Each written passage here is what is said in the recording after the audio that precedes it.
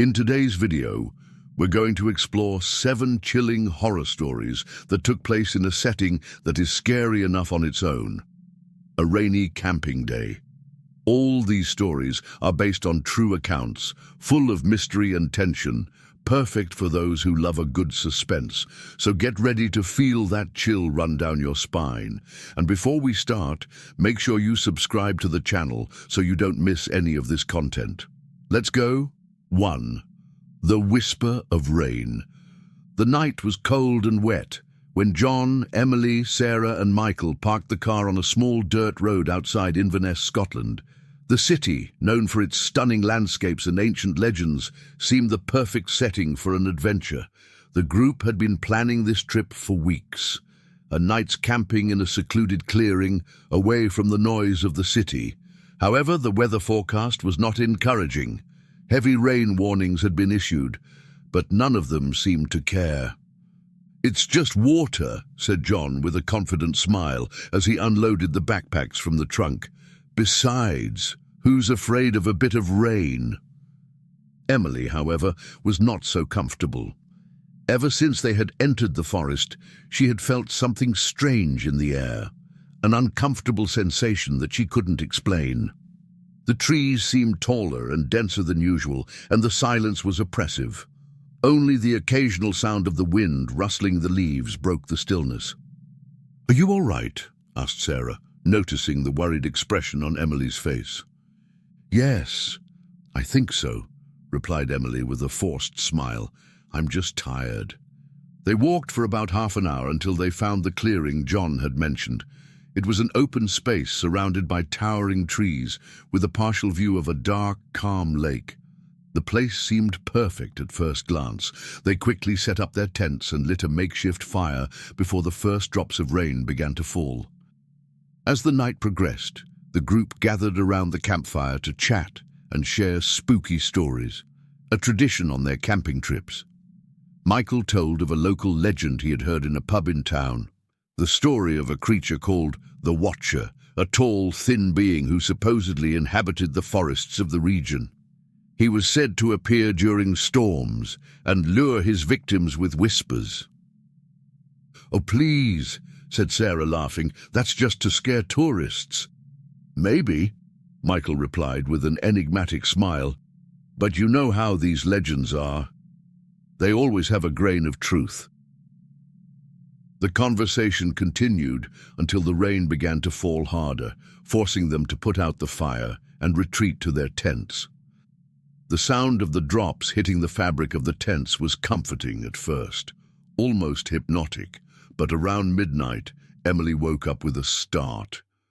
She was sure she had heard something other than rain, a low, steady sound that seemed to be coming from the forest. "Emily?" Her heart raced. The sound was soft, almost imperceptible, but clear enough to make her freeze completely. She lay still for a few minutes, trying to convince herself that it was just her imagination. But then it came again. "Emily?" She felt the hairs on the back of her neck stand on end as she tried to process what was happening. With trembling hands, she unzipped the tent and peeked outside. Everything seemed normal, except for the fact that the sound seemed closer now. Without a second thought, she walked over to John's tent and woke him up. "Did you hear that?" she whispered. "What? The wind?" replied John, still drowsy. "It's not the wind," insisted Emily with urgency in her voice. "Someone's calling my name." John sighed and left the tent to investigate with her. They were silent for a few minutes, but all they heard was the sound of the rain and the wind shaking the trees. "It must be your imagination," he said at last. "Go back to sleep." Reluctantly, Emily agreed and went back to her tent, but sleep didn't come easily, especially when the whispering started again. The next morning, everyone was visibly tired. Michael commented that he had also heard strange sounds during the night, but thought it best not to go out and investigate alone. "Maybe it's an animal," suggested Sarah, trying to ease the tension. But when they started exploring the outskirts of the camp, they found something that made their hearts stop. huge, deformed footprints scattered in the mud around the tents. "That's not human," Michael said quietly as he examined the marks on the ground. Before they could discuss it further, a flash of lightning briefly illuminated the forest in the distance, revealing a tall, thin figure standing among the trees. His eyes glowed an intense yellow. The group stood paralyzed for a few seconds before Sarah shouted, "Run!" They ran towards the camp, only to find their tents destroyed and their belongings strewn across the soggy ground. The sound of whispers now came from all directions, as if something invisible surrounded them. Desperate, they grabbed only the bare essentials and fled down the muddy track towards the car. The path seemed endless. Every shadow between the trees seemed to hide something lurking. Finally, they reached the main road, where they had parked the car. They got in quickly and drove off, without looking back. Back in the safety of the town, they believed they were free of the nightmare. But Emily knew it wasn't over for her. Over the next few weeks, every time it rained at night, the whispers came back to haunt her. "Emily!" Now they were coming from inside her own house. The group has never been able to explain exactly what happened that night in the Scottish forest. The footprints disappeared with the rain, and no one else reported sightings of the mysterious figure. But Emily knew that something had been awakened that night, something that wasn't about to leave her alone any time soon. 2. The lost child. It was a stormy night when siblings Anna and James, aged 16 and 14, decided to take refuge in their tents at the campsite set up in a dense forest on the outskirts of the Black Forest in Germany. The rain hammered incessantly at the fabric of the tents, and the wind howled through the trees as if the forest itself were alive. The camp was part of a family trip, but that night they were alone, as their parents had gone out to get help after their car had bogged down hours before. As they tried to fall asleep, a peculiar sound cut through the noise of the rain. It was low at first, almost indistinguishable, but it soon became clear. A child's cry. Anna sat up abruptly, her heart racing. "Did you hear that?" she asked James, who was in the next tent.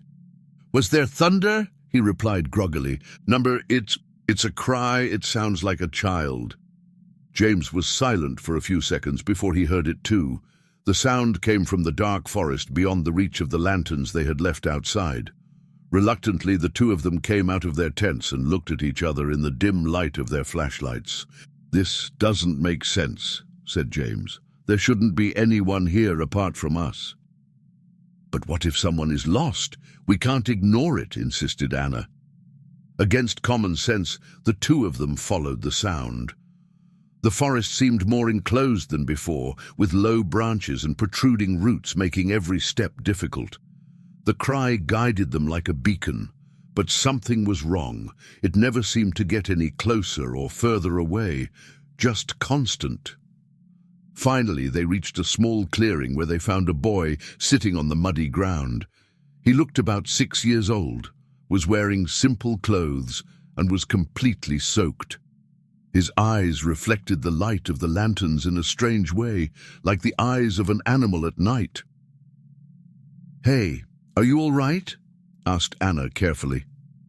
The boy slowly raised his head and stared at them with a blank expression before mumbling, "I'm lost." Anna knelt down beside him while James remained cautious. "How did you end up here? Where are your parents?" The boy didn't answer directly. He just pointed into the darkness of the forest. Anna felt a shiver run down her spine. "We need to get you back to camp," she said to James. James hesitated. Something about the boy bothered him deeply. "Are you sure? This doesn't seem right." "He's just a child," Anna retorted firmly. They persuaded the boy to follow them and started walking back to the camp. However, after several minutes walking in the same direction, they noticed something disturbing. They had returned to exactly the same clearing where they had found the boy. "That's not possible," James said out loud. "We're walking in a straight line." Anna looked around frantically as panic began to take hold of her. Maybe we got lost. They tried again, this time marking the trees with small cuts using a penknife that James carried in his pocket. But each attempt ended the same way. They always returned to the clearing. The boy remained silent the whole time, watching them with his bright, inexpressive eyes. When Anna tried to take him by the hand to comfort him, she noticed something even stranger. He left no footprints in the soggy mud. "James, look at this," she said in a trembling voice. James saw the marks left by his own shoes and Anna's clearly imprinted on the wet ground, but nothing of the boy. He seemed to float lightly over the mud without ever really touching it. "Who are you?" James asked the boy directly, his voice laden with fear and suspicion. The boy tilted his head slightly and smiled for the first time since they had met, a disturbing smile that made the two brothers instinctively recoil. "I just want to play," he said in a sweet tone that sounded completely out of place in the situation.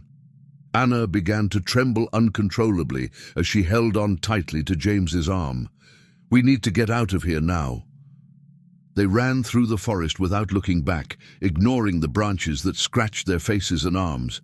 But no matter how far they ran or where they went, they always ended up in the same damned clearing.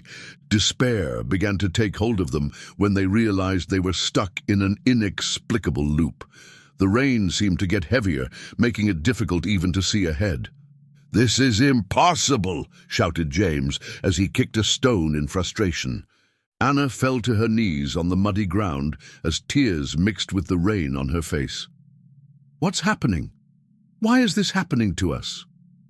The boy continued to stand in the center of the clearing, watching them silently as if waiting for something. It was then that Anna realized something even more terrifying. Despite the torrential rain that had been falling on them for hours, the boy was now completely dry. "He's not human," she whispered to James. Before they could decide what to do, the lantern lights began to flicker violently until they went out completely. Absolute darkness overtook the forest as the sound of the child's crying echoed again, this time coming from all directions at once. The story ends abruptly here, because no one knows for sure what happened to Anna and James that fateful night in the Black Forest. Their bodies were never found. Only their destroyed tents were discovered days later by search parties sent by their worried parents. To this day, locals avoid that area of the forest during nighttime storms because of the stories about a lost child whose cry can still be heard echoing through the trees. 3. The fire that never goes out. The rain fell incessantly over the forest on a dark and cold night. Rachel, Tom, Jessica, and Chris were camping in a remote area outside Banff, Canada. The idea was to enjoy the tranquility of nature, but the unexpected storm had turned the outing into something uncomfortable. Their tents weren't holding up well in the rain, and the group decided to seek shelter in a more sheltered area.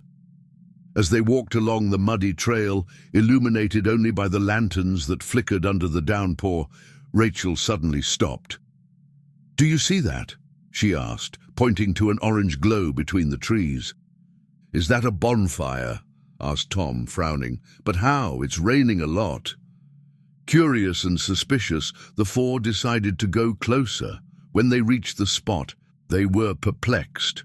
A bonfire was burning brightly in the center of a small clearing, its flames dancing as if they completely ignored the torrential rain falling all around. "That's impossible," muttered Jessica, feeling a shiver run down her spine. Chris, always the most skeptical of the group, stepped forward. "It must be some kind of trick or maybe gasoline. Someone must have passed this way before us." But there was no sign of anyone nearby, no footprints in the mud, no abandoned equipment, just the fire burning with a supernatural intensity.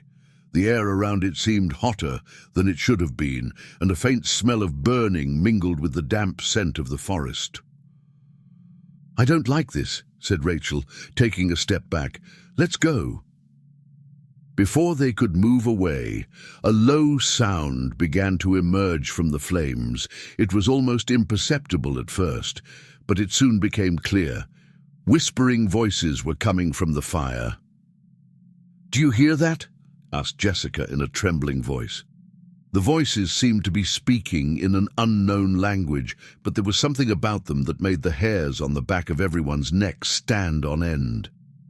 Chris tried to move closer to hear better, but Rachel grabbed his arm. "Don't do that," she begged. "It's just fire," he replied impatiently. "I'll put it out to prove it."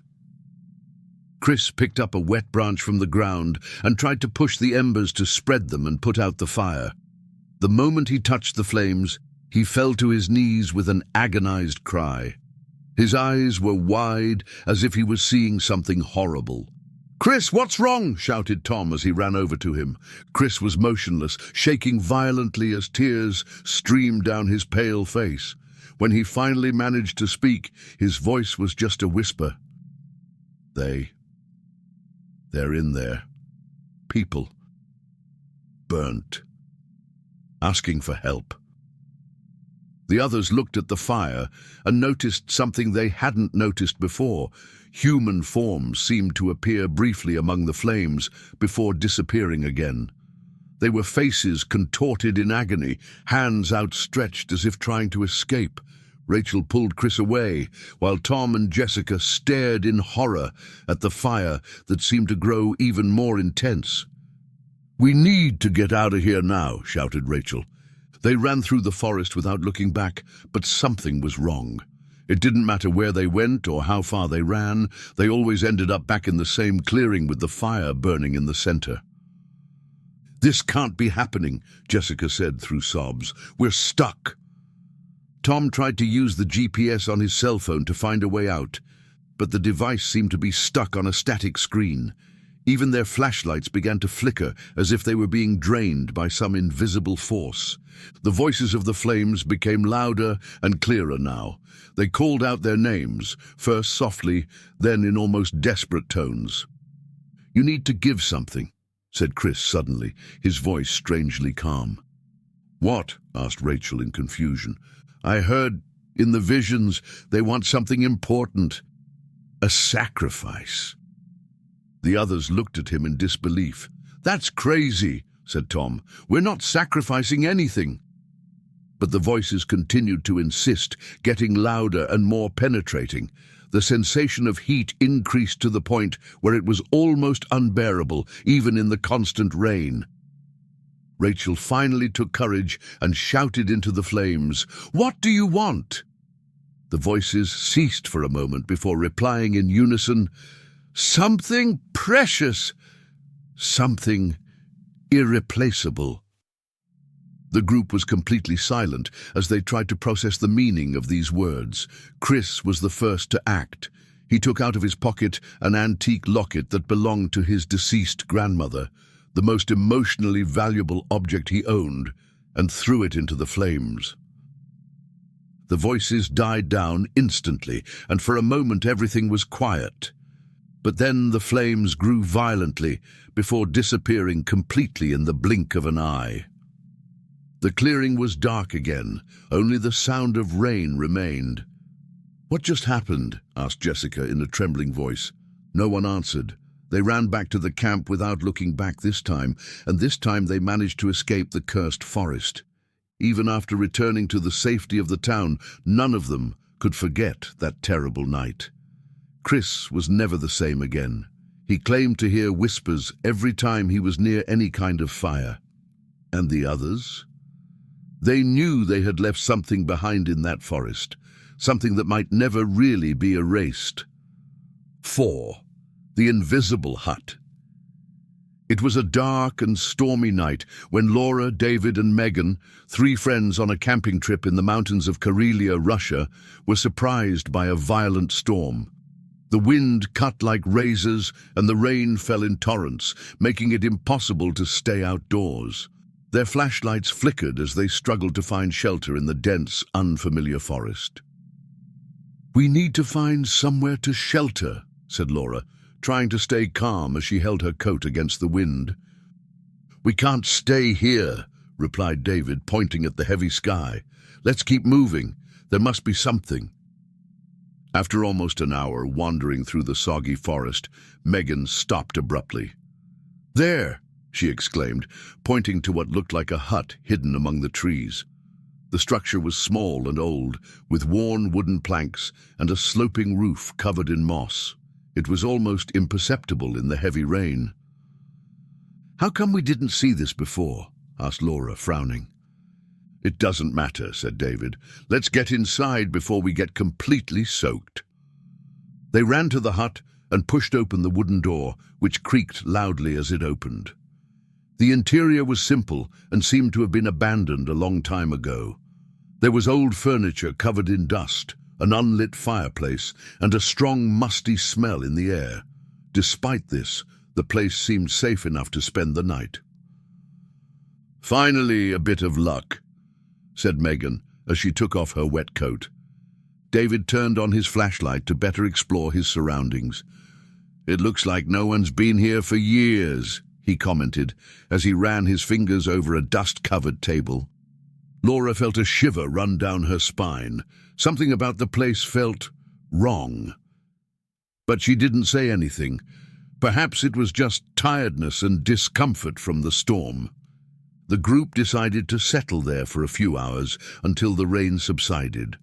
They arranged their sleeping bags on the floor and tried to relax, but the heavy atmosphere in the hut made it difficult to ignore the growing discomfort. Shortly after midnight, Laura was woken by a strange sound. Light footsteps on the creaking wooden floor. She sat up quickly and looked around with wide eyes. David and Megan were still asleep. "David!" she called in a low voice, but before she could wake him, she heard her own voice echo from across the room. "David." Laura froze. It was exactly her voice, but she hadn't spoken again. "Who's there?" she asked, trying to sound brave. The footsteps stopped abruptly, leaving only the sound of the rain beating against the dirty windows of the hut. Laura quickly woke up the others. "There's someone here," she whispered urgently. David took out his flashlight and shone it around the room, but there was no one in there apart from them. "You must have imagined things," he said, trying to reassure her. "No," Laura insisted. "I heard my own voice, but I didn't speak." Before they could argue any further, Megan pointed to something on the window. There were handprints on the foggy glass, handprints that hadn't been there before. "What's that?" asked Megan in a shaky voice. They ran to the door to get out of the hut, but when they opened it, they were shocked. Outside there was no sign of the structure they were in. It was as if the hut simply didn't exist from the outside. Only dark trees and incessant rain surrounded them. "This isn't possible," muttered David as he looked around in panic. When they got back inside, they realized that something was terribly wrong. The temperature had dropped dramatically, and strange sounds echoed off the walls.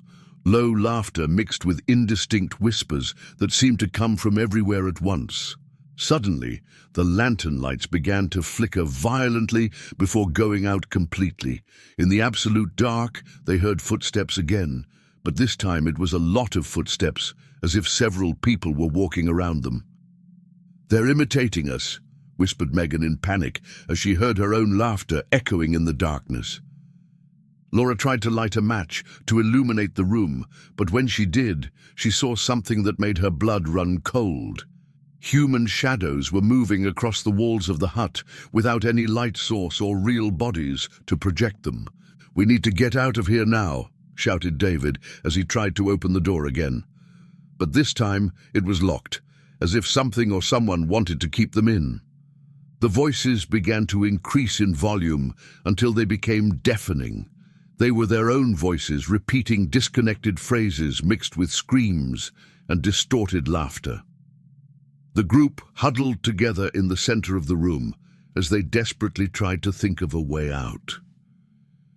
It was then that Laura noticed something. In the corner of the room, there was an old mirror covered in an old cloth. She instinctively ran over to it and pulled back the cloth, revealing her reflection. But something was wrong. In the mirror, she was alone. David and Megan didn't appear beside her, even though they were physically there with her. "The mirror!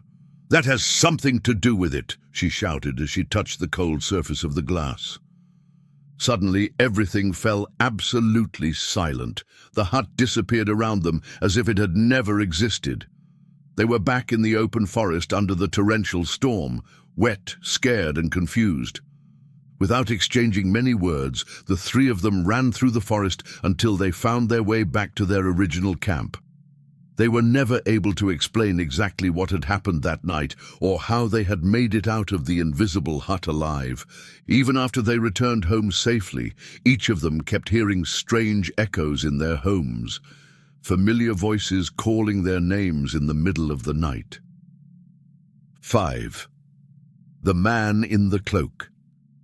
The storm was roaring hard over the mountains of Wicklow, Ireland, where Henry, Olivia, and Kate had decided to camp. The torrential rain and incessant wind made the night a challenge. Their tents were shaking under the force of the storm, and the sound of the water lapping against the waterproof fabric was deafening. The group was already regretting not having cancelled the trip in the face of the weather forecasts. "This is insane," muttered Kate, trying to dry her hands with an already soaked cloth. "We're not going to survive the night without everything collapsing." "We have to wait," replied Henry, adjusting one of the tent pegs that seemed about to give way. "The storm will pass." Olivia, who was outside trying to organize the supplies, suddenly stopped. In the darkness, between the flashes of lightning, she saw something moving among the trees. "Henry! Kate!" she called out in a low, hesitant tone. The two of them quickly left the hut, still holding their flashlights.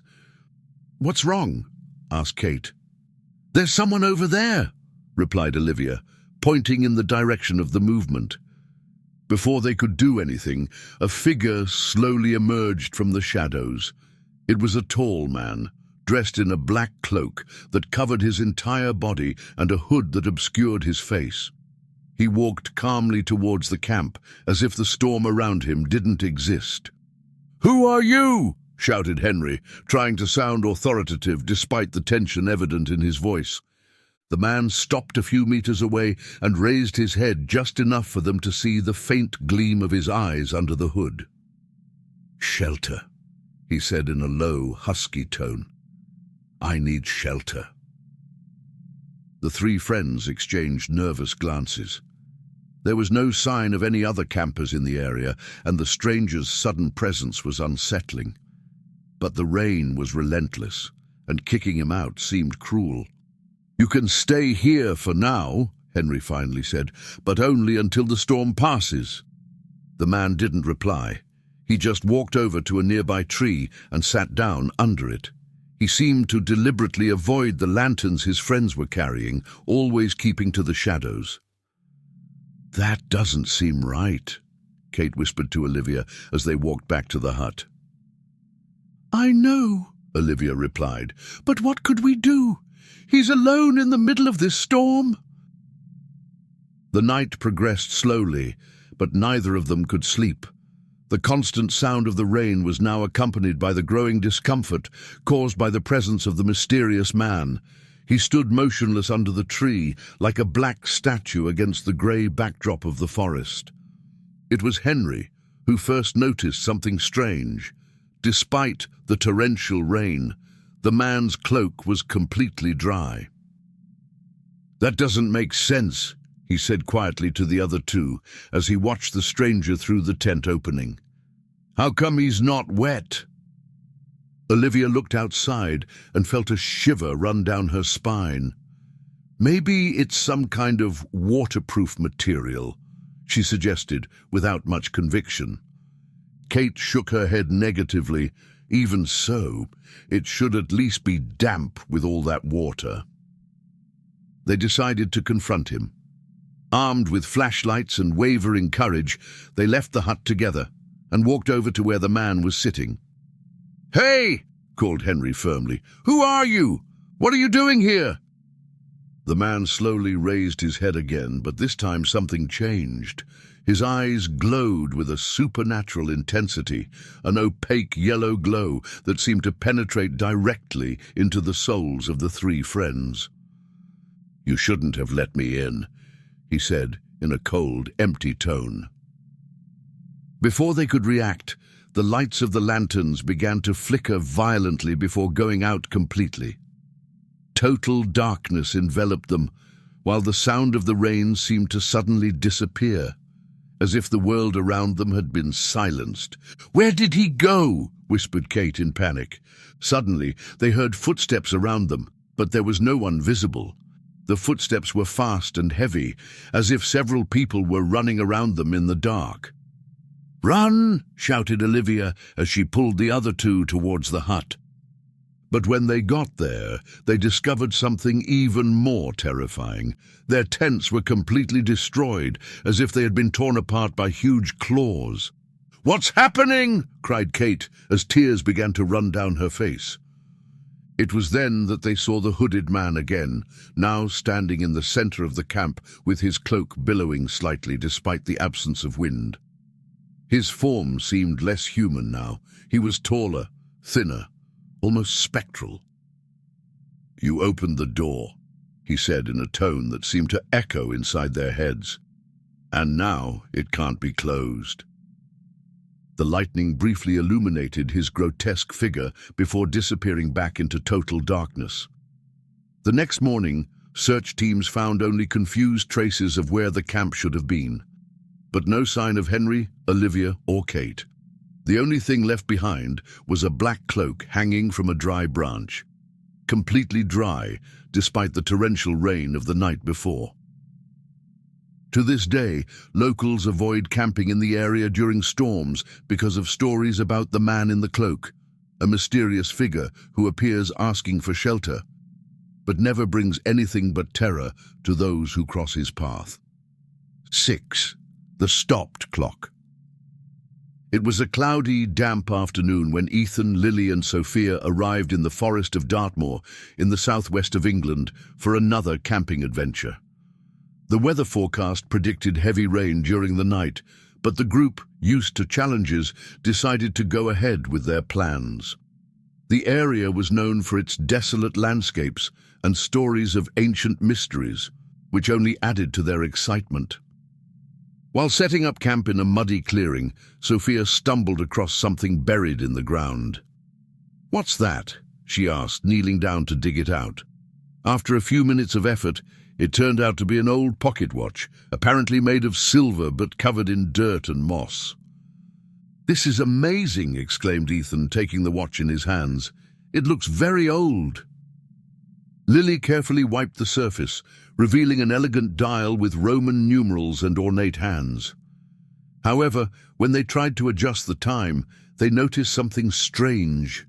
The hands always stopped at exactly 3:13 in the morning. "It must be broken," said Sophia, trying not to notice the detail.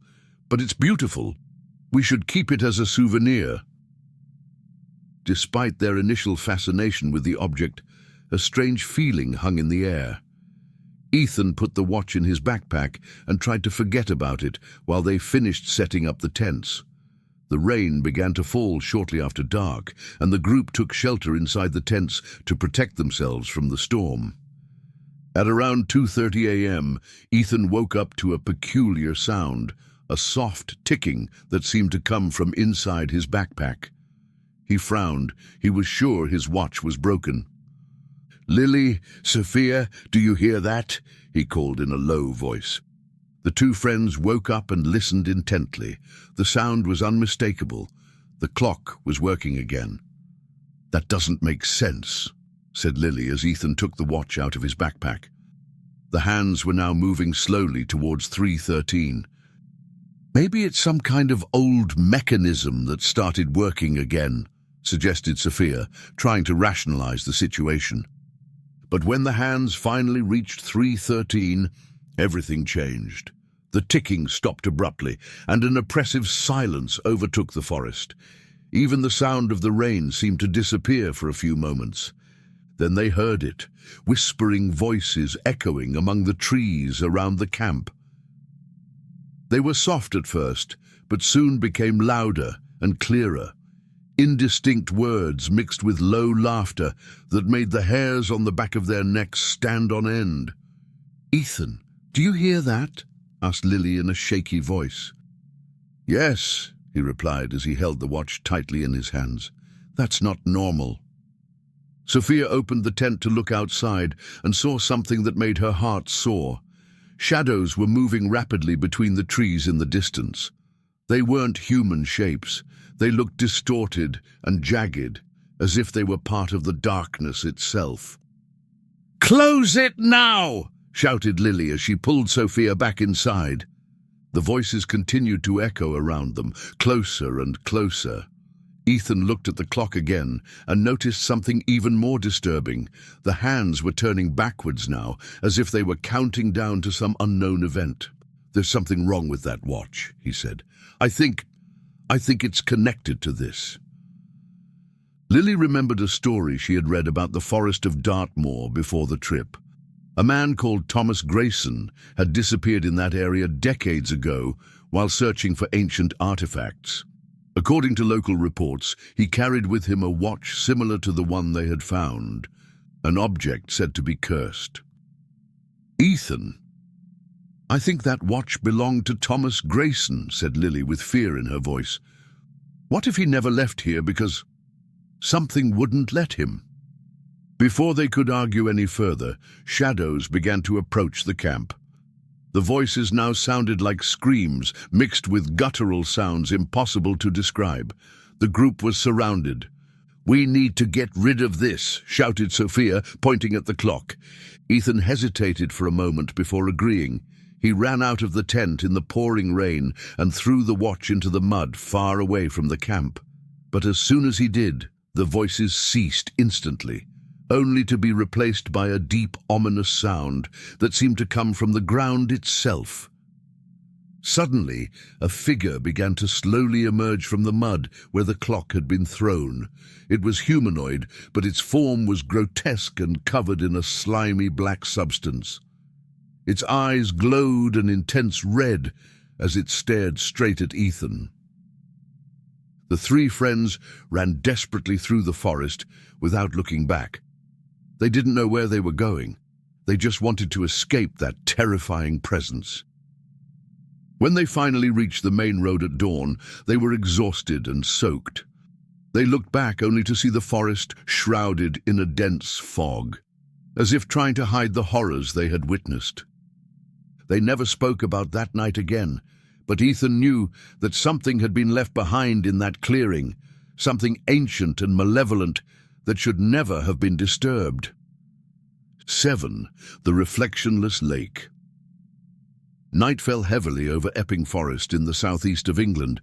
Daniel, Mia and Alice had chosen to camp by a secluded lake, attracted by the tranquility of the location and the promise of an experience away from the hustle and bustle of the city. The rain started shortly after they set up their tents, turning the ground to mud and creating a damp, oppressive atmosphere. The lake was strange from the start. Even with the rain falling incessantly, its surface remained smooth as glass, with no ripples or reflections. Neither the drops falling from the sky nor the campers' lanterns were reflected in the water. It was as if the lake absorbed the light and movement around it. "That's bizarre," said Mia, leaning in for a closer look. "It doesn't even look like real water." "It's just a lake," replied Daniel, trying to hide his discomfort. "Maybe it's because of the rain." Alice, however, wasn't convinced. "I've seen lakes during storms before, and none of them looked like this. It looks dead." Despite the growing discomfort, the group decided to ignore the lake's strange behavior and take shelter in the tents to escape the rain. The night progressed slowly, but none of them could sleep soundly. There was something unsettling in the air, a feeling that they were being watched. At around 2:30 a.m., Mia woke up to a peculiar sound, a faint murmur that seemed to be coming from the lake. She left the tent with her flashlight and walked to the shore. The sound became clearer as she got closer, indistinct voices mixed with something that seemed to be the sound of bubbling water. "Mia! What are you doing?" called Daniel, stepping out after her. "Do you hear that?" she asked without taking her eyes off the lake. Daniel stopped beside her and listened carefully. The voices were real, soft at first, but soon becoming louder and clearer. They seemed to be calling their names. "This isn't normal," he said in a shaky voice. "Let's get back to the tents." Before they could move away, Alice appeared behind them. "What's going on?" she asked. "There's something wrong with this lake," Mia replied, without taking her eyes off the water. Alice stepped forward and pointed her flashlight directly at the surface of the lake. Nothing was reflected. Not the light, not the surrounding trees, not themselves. "This doesn't make sense," muttered Alice as she crouched down to touch the water. "Don't do it," shouted Daniel, but it was too late. The moment Alice's fingers touched the icy surface of the lake, pale, skeletal hands emerged from the depths, grabbing her arm with inhuman strength. She screamed as she was pulled into the water. Daniel and Mia rushed to her aid, grabbing her shoulders and trying to pull her back. The hands holding Alice were as cold as ice and seemed to belong to something not human. Long, bony fingers covered in a slimy substance that seemed to glow faintly in the darkness. With a concerted effort, they managed to pull Alice back to dry land. She was shaking uncontrollably, her face as pale as a ghost. "What was that?" shouted Mia as she tried to calm her down. Alice looked at them with wide eyes full of terror. "I saw faces, people. They're down there." Daniel looked at the lake again, but now it looked different. The surface was agitated, as if something was moving just beneath it. Small bubbles rose to the surface as voices echoed through the forest again. "We need to get out of here now," he said urgently. They ran back to the tents to get their things, but when they looked back, they noticed something terrifying. Human figures began to slowly emerge from the water. They were translucent and distorted, like liquid shadows taking on incomplete human forms. Mia remembered a story she had read about the area before the trip. The lake was known to be cursed. Decades ago, several people had drowned there under mysterious circumstances. Fishermen disappearing without a trace, swimmers swept away by non-existent currents. It was said that the spirits of the drowned still inhabited the bottom of the lake, trapped between this world and the next. "That's them," whispered Mia as she watched the figures slowly approach the shore. "The drowned." The voices got louder now, almost deafening. They seemed to be begging for help as the figures stretched out their hands towards the group. "We can't stay here," shouted Daniel as he pulled Mia by the arm. They ran through the forest in the pouring rain, tripping over roots and slipping in the mud as the voices continued to chase them. When they finally reached the main road where they had parked the car, they were exhausted and soaked, but alive. They looked back one last time before getting into the car. The lake was shrouded in a dense fog now, hiding any sign of the figures or voices they had witnessed. Even after physically escaping that cursed place, none of them could forget what happened that rainy night by the lake with no reflection. The voices still echoed in their minds during their dreams. The faces of the shadows still appeared in their darkest thoughts, and they all knew never to return to that place again.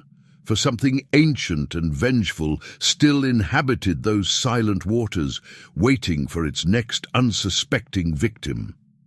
And these were the 7 horror stories that turned rainy nights into real nightmares. Each story shows how even a simple camping trip can become a supernatural experience. Have you ever experienced something like this on a trip? Leave a like if you were in a suspenseful mood until the end, and share in the comments which story creeped you out the most. Don't forget to subscribe to the next videos full of mysteries. Until the next dark adventure.